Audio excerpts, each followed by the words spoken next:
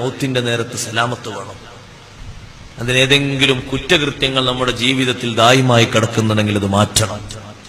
ചില വിഷയങ്ങളൊക്കെ നല്ല കരുതലോടെ നമ്മൾ ചെയ്യണം. ലാഘവത്തോടെ കാണുന്ന ചില വിഷയങ്ങളുണ്ട്. ഞാൻ ചുരുക്കി എണ്ണ ഒരു 5 നമ്പറുകളുണ്ട്. ലാഘവത്തോടെ കാണുന്നതാണ്. പരിഗണിച്ചിട്ടില്ലെങ്കിൽ ഈമാൻ നഷ്ടപ്പെട്ടു. എല്ലാവരും ശരിക്കും മനസ്സിലാക്കും.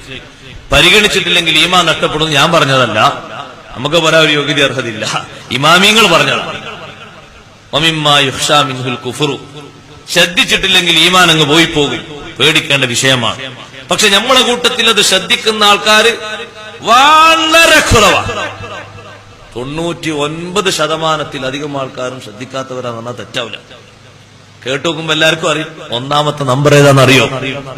അൽ കലാമു ബി കലാമി ദുനിയാ ഇന്ദ സമായി അദാൻ. ജീവിതത്തിൽ ഇനി ഉണ്ടായി പോകരുത് ബാങ്ക് കേൾക്കുന്ന നേരത്ത് ഭൗതിക സംസാരം സംസാരിക്കൽ. ഈമാൻ നഷ്ടപ്പെടുത്തുന്ന കാര്യമാണ്. അല്ലാഹ് കാത്തുരക്ഷിക്കട്ടെ. ബാങ്ക് കൊടുക്കുമ്പോ ഫോൺ വന്നാൽ നമ്മൾ അറ്റൻഡ് ചെയ്യോ? അതന്നെയല്ലേ ഇപ്പൊ പണി. ബാങ്കൊക്കെ അവിടെ പരിഗണിക്കുന്നവരെത്ര? പഴയ കാലത്തൊക്കെ ബാങ്ക് കൊടുക്കും. പഴയ കാലത്തൊക്കെ പള്ളിന്റെ മുന്നിലൂടെ ഒരു അനൗൺസ്മെന്റ് പോകുകയാണെങ്കിൽ എല്ലാ ജാതിക്കാരും മതക്കാരും പള്ളി അടുത്തെത്തുമ്പോ അനൗൺസ്മെന്റ് നിർത്തും, അല്ലേ?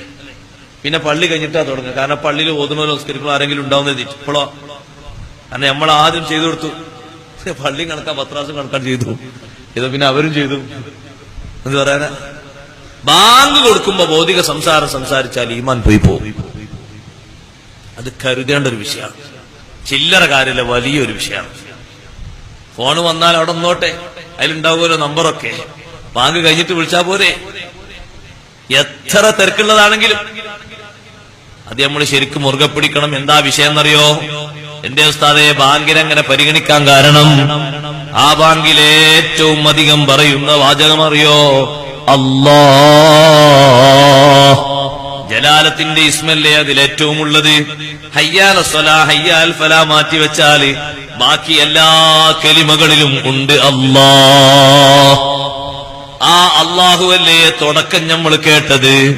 ലാസ്റ്റും ചൊല്ലേണ്ടത് ലാ ഇലാഹ ഇല്ലല്ലാഹ്. ബാങ്ക് കൊടുക്കുമ്പോ അങ്ങനെ ഭൗതിക സംസാരം സംസാരിച്ചാല് മോശമല്ലേ?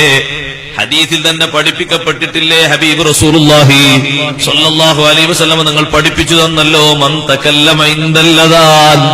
ബാങ്ക് വിളിക്കുന്ന സമയത്ത് ഒരാള് ഭൗതിക സംസാരം സംസാരിച്ചാൽ യതലജിലജു ലിസാനുഹു ഇൻദൽ മൗത്ത്. മരിക്കുന്ന നേരത്ത് അവന്റെ നാവിങ്ങനെ പിടച്ചു കളിക്കും. കലിമ ചൊല്ലാൻ ഓർമ്മയുണ്ട്, പക്ഷേ ചൊല്ലാൻ കിട്ടൂല.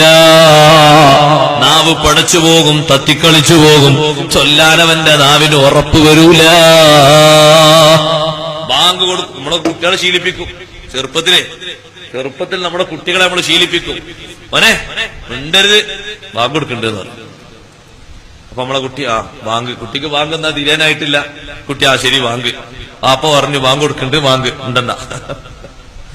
പിന്നെ വാപ്പ സംസാരം നമ്മുടെ കുട്ടി നോക്കുകയാണ്. ബാങ്ക് കൊടുത്തതിന് ശേഷം ദുആക്കെ കഴിഞ്ഞതിന് ശേഷം വാപ്പ സംസാരം, കുട്ടി സംസാരിക്കുകയാണ്.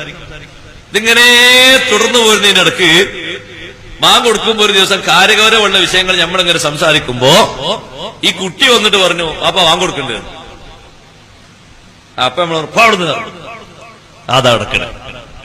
കുട്ടിന്റെ കൽവ് എല്ലാ ബഹുമാനവും പോയി.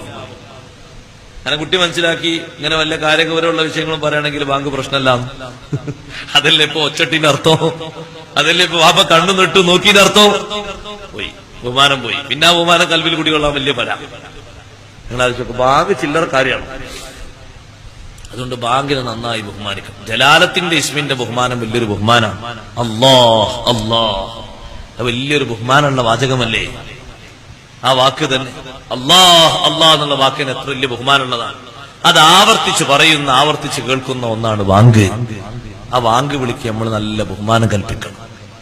നമ്മളെ പഴയ കാലത്ത് നിങ്ങൾ ആലോചിച്ച്, പഴയ കാലത്ത് ഹൗലുങ്കരയില് ബാങ്ക് കൊടുക്കുന്ന സമയത്ത് ഉദു കൊടുക്കാൻ വരുന്ന ആൾക്കാരെ ശ്രദ്ധിച്ചു നോക്കിയിട്ടുണ്ടോ? ബാങ്ക് കഴിഞ്ഞിട്ടേ ഉദു കൊടുക്കുള്ളൂ. അതെന്തിനാ? പൂർണ്ണമായിട്ട് ഉത്തരം പറയണം. അങ്ങനെ വേണമെന്നുണ്ടോ? ഉദു കൊടുക്കുമ്പോഴും ജവാബ് പറയാലോ. പക്ഷെ അതിനൊരു തടസ്സമാകണ്ട. ബാങ്ക് കഴിഞ്ഞോട്ടെ, എന്നിട്ട് റാഹത്തില് അല്ലാഹുമ്മ റബ്ബ ഹാദി ദഅവത്തിക്ക് ചൊല്ലിയിട്ട് കണ്ട് ഉദു കൊടുക്കാന്ന് കേട്ടു. അങ്ങനെയാണ് അവർ ഉദു കൊടുക്കാൻ പോകുന്നത്. അപ്പൊ ഒരു ജവാബ് മുടങ്ങരുത് എന്നാണ് അവരെ മനസ്സിലുള്ള ധാരണ. അത് വലിയ ഷറഫുള്ള കാര്യമാണ്, വലിയ ശ്രേഷ്ഠതയുള്ള കാര്യമാണ്. ബാങ്ക് കൊടുക്കുമ്പോ ഭൗതിക സംസാരിക്കാൻ പാടില്ല. അത് വലിയൊരു വീക്ക്നെസ്സാണ്. ഈമാൻ അങ്ങ് പോയി പോകും. ഹാറൂൺ റഷീദിന്റെ ഭാര്യ മരണപ്പെട്ടു. രാജാവാണ് ഹാറൂൺ റഷീദ്. മരണപ്പെട്ട ശേഷം ഭാര്യയെ ബന്ധുക്കൾ സ്വപ്നത്തിൽ കണ്ടു. ഭാര്യ എങ്ങനെ ഇരിക്കുന്ന കാര്യങ്ങള്, നല്ല പച്ചപ്പട്ടി വിരിച്ചിട്ട്, പച്ചപ്പട്ടാണ് മിൻ ഖുദുരിൻ സുന്ദുസിൻ വ ഇസ്തബ്റഖ്, പച്ചപ്പട്ടാണ് സ്വർഗത്തിലെ വസ്തു. പച്ചപ്പട്ടി വിരിച്ചിട്ട് ഇങ്ങനെ ഇരിക്കുന്നുണ്ട് ഹാറൂൺ റഷീദിന്റെ ഭാര്യ, രാജാവിന്റെ ഭാര്യ. അപ്പൊ ചോദിച്ചു, നിങ്ങൾക്ക് ഇത്ര വലിയ സ്ഥാനം അല്ലാഹുത്താല തരാന് ഏറെ അല്ലാഹുത്താല പരിഗണിച്ച കാര്യം എന്താണ്? അപ്പൊ ഹാറൂൺ റഷീദിന്റെ ഭാര്യ പറയുന്നത്, എന്റെ വീട്ടിൽ ഒരു ദിവസം രാത്രി വൈകുന്നേര സമയത്ത് മഗ്‌രിബിന് ശേഷം സാധാരണ എന്റെ മുന്നിൽ പാട്ടുപാടി സുഖിപ്പിക്കുന്ന പാട്ടുകാര് വന്നു. ദഫ് മുട്ടാനുള്ള ദഫുകളൊക്കെ അവർ ഒരുക്കി വെച്ചു. മുട്ടാൻ വേണ്ടി ഇങ്ങനെ ഒരുങ്ങുമ്പോ, പാടാൻ വേണ്ടി ഒരുങ്ങുമ്പോ ഒരു ഭാഗത്തുനിന്ന് വാങ്കുവിളി വന്നു. വാങ്കുലി വന്നപ്പോ ഞാൻ അവരോട് പറഞ്ഞു, നിങ്ങൾ മുട്ടരുത്, നിങ്ങൾ പാടരുത്. അള്ളാഹുവിലേക്ക് വിളിക്കുന്ന വിളിയാളം വാങ്കുവിളി വരുന്നുണ്ട്. നിങ്ങളത് കഴിയുന്നത് വരെ ഒന്നും സംസാരിക്കരുത്. ഇത് അള്ളാഹു പരിഗണിച്ചു. ഈമാനിന്റെ ഏറ്റവും പ്രധാനപ്പെട്ട ഘടകം അത് ബഹുമാനമാണ്. ഏറ്റവും പ്രധാനപ്പെട്ട ഘടകം ബഹുമാനം. ഖുർആൻ തന്നെ പറഞ്ഞ അങ്ങനെയല്ലേ,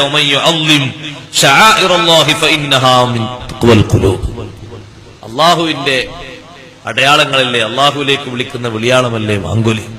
അതിനെ ബഹുമാനിച്ചാല് ഖൽബിൽ തഖ്വയുണ്ട് എന്നുള്ളതിന് ഉറപ്പാ, സംശയിക്കണ്ട. ഖൽബിൽ ഈമാൻ ഉണ്ട് എന്ന് ഉറപ്പാ. അപ്പൊ ആ ഒരു ഈമാൻ നമ്മളിൽ നിലനിൽക്കണം. അള്ളാഹു തൗഫീഖ് നൽകുമാറാകട്ടെ.